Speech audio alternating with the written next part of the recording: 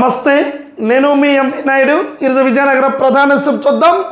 రైలు వచ్చే వరకు ఇంట్లో ఉన్నట్లే మనం ఎక్కాల్సిన రైలు గంటల తరబడి ఆలస్యమైన ఏ అర్ధరాత్రి పూట బండి దిగి ఆ సమయంలో ఇంటికి వెళ్ళే పరిస్థితి లేకుండా కాస్త రుసుము చెల్లించి స్టేషన్లోనే హాయిగా సేద తీర్చవచ్చు. ఇందుకు విజయనగరంలో ఏసీ విశ్రాంతి గదులు, సౌకర్యవంతమైన కుర్చీలు, కాలకృత్యులు తీర్చుకునే హైజెనిక్ వాష్రూమ్లు, వేడి చల్లని తాగునీటి సదుపాయాలు ప్రయాణికులు అందుతూ ఉన్నాయి.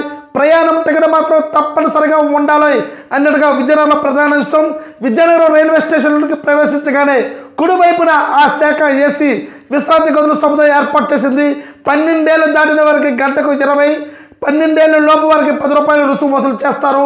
ఇక్కడ ప్రత్యేక గదులతో రైల్వే శాఖ కొన్ని సేవలను నేరుగా నిర్వహిస్తుండగా మరికొన్ని ప్రైవేటు వ్యక్తులకు అప్పగించింది. ఏసీ గదులతో హోటల్లో సేవలు అందుబాటులో తెచ్చింది. ఆన్లైన్, ఆఫ్లైన్ ద్వారా ఈ సేవలు పొందవచ్చు అన్నట్టుగా మనం చూస్తూనే ఉన్నాం. అయితే విజయనగరంలోని ప్రధానంగా మనం చూస్తే విజయనగరంలో రైలు వచ్చే వరకు ఇంట్లో ఉన్నట్లుగానే సదుపాయం ఏర్పాటు చేసింది రైల్వే శాఖ. అంటే విజయనగరంలోని కాస్త మనం కొన్నిసార్లు అయితే మాత్రం రైల్లో మనం వచ్చేసరికి సమయం పట్టొచ్చు, కొన్ని అంతరాయం కలగొచ్చు. అంతవరకు విశ్రాంతి తీసుకోవడానికి చాలా ఇబ్బంది పడుతూ ఉంటాం. అలాగే అలాంటి ఇబ్బందులు పడకుండా ఉండడానికి కాస్త ఏసీ రూములు, అలాగే నాన్ ఏసీ రూములు పూర్తిగా ఏర్పాటు చేయడం జరిగింది విజయనగరం రైల్వే స్టేషన్లో. అంటే మనం ఏ అర్ధరాత్రైనా అపరాత్రైనా మనం ఇంటికి వెళ్ళలేకపోవచ్చు. ఎందుకంటే సమయం అనేది కాస్త బయటికి వెళ్ళాలంటే వాహనాలు లేకపోవచ్చు, కొన్ని ఇబ్బందికరంగా ఉండే పరిస్థితి ఉంది. కాబట్టి దీన్ని రైల్వే స్టేషన్లోనే పూర్తిగా ఇంట్లో ఉన్నట్లుగానే ఏర్పాటు చేసింది రైల్వే శాఖ. దీంట్లో ప్రధానంగా విజయనగరం అయితే మాత్రం పూర్తిగా సదుపాయాలతో మాత్రం రైల్వే స్టేషన్లో ప్రవేశించగానే పూర్తిగా ఎవరికి ఇబ్బంది లేకుండా ప్రయాణికులకైతే మాత్రము చాలా క్లియర్గా ఏసీ రూమ్లు, అలాగే సీట్లు, బెడ్లు అన్ని కూడా ఏర్పాటు చేసింది. దానికి తగిన రుసుము అయితే మాత్రం చెల్లించాల్సి ఉంటుందని అంటున్నారు అధికారులు.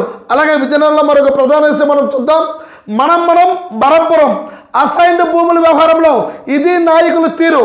పేదల జీవనోపాధికి ఉమ్మడి జిల్లాలో ప్రభుత్వం పంపిణీ చేసిన అసైన్డ్ భూములు కొందరు పెద్దల చేతుల్లోకి వెళ్లేందుకు పార్టీలకు అతీతంగా పావులు కదులుతూ ఉన్నాయి. తొలుత గత ప్రభుత్వంలో నేతలు ఒప్పందం కుదుర్చుకున్న భూముల పంచాయతీ వ్యవహారం ఇప్పుడు కూటమి పార్టీ నేతలకు చర్చగా వచ్చింది. మిగతా వ్యవహారాల్లో ప్రత్యర్థులుగా కనిపించే పార్టీల నాయకులు భూముల విషయంలో మనం బరంపురం అంటూ పల్లవి అందుకున్నారు. మీరు పని చేయించండి, రైతులతో తొలుత మేము కుదుర్చుకున్న ఒప్పందం మేరకు మాకు ఇవ్వాల్సింది ఇచ్చేయనట్టు, ఆపై ఎంత తీసుకున్నా మీ ఇష్టం అంటూ కూటమి కీలక నాయకులతో గత ప్రభుత్వంలో ఉన్న పెద్ద మనుషులతో ఒప్పందం కుదుర్చుకున్నట్లుగా సమాచారం. విజయనగరం జిల్లాలో భోగాపురం, పోస్పట్రేఖ, టెంకాడ, కొత్తవలస, వేపాడ, ఎస్కోట, మన్యం జిల్లాలో పార్వతీపురం, వీరగొట్టం, పాలకొండ మండలంలో జాతీయ రాష్ట్ర రహదారుల సమీపంలో డీపట్ట భూములు పెద్ద ఎత్తున ఇలా చేతులు మారాయి. ఈ దశలో ఎన్నికల ప్రకటన వ్యవహారానికి బ్రేక్ పడింది. మళ్ళీ గత ప్రభుత్వం వస్తుందని ఫ్రీ హోల్డ్ ఉత్తర్వులు జారీ తర్వాత భూములు తమ స్వాధీనం నమోదవుతాయని అక్రమార్కులకు ఆశపడ్డారు. కూటమి ప్రభుత్వం అధికారంలోకి వచ్చిన తర్వాత ఈ వ్యవహారాన్ని ఎటు తేల్చకుండా ఉంచింది.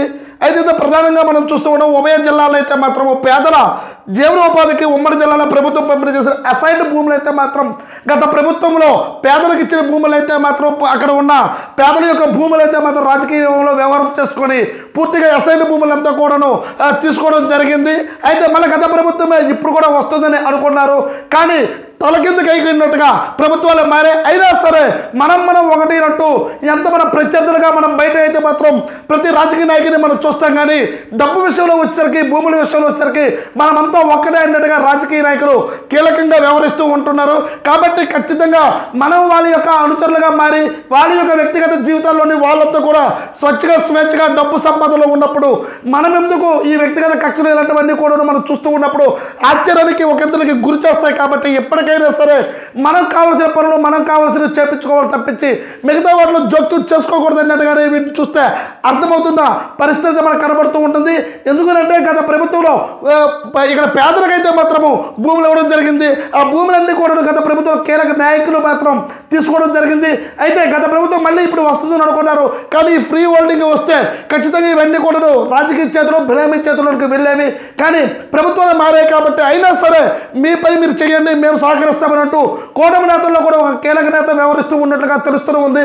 అయితే ఇది ఎటువైపు ఇన్ని వందల ఎకరాలు అయితే మాత్రం ఎటువైపు తీసుకువెళ్తుందా అన్నట్టుగా కూటమిలో ఉన్న అధికారులు కానీ అలాగే ప్రతిపక్షంలో నాయకులు కానీ ఇప్పుడున్న ప్రజలు కానీ ఎదురు చూస్తూ ఉన్నట్టుగా తెలుస్తూనే ఉంది. చూస్తూ ఉండండి ఎంఈ న్యూస్. నేను మీ ఎంఈ నాయుడు.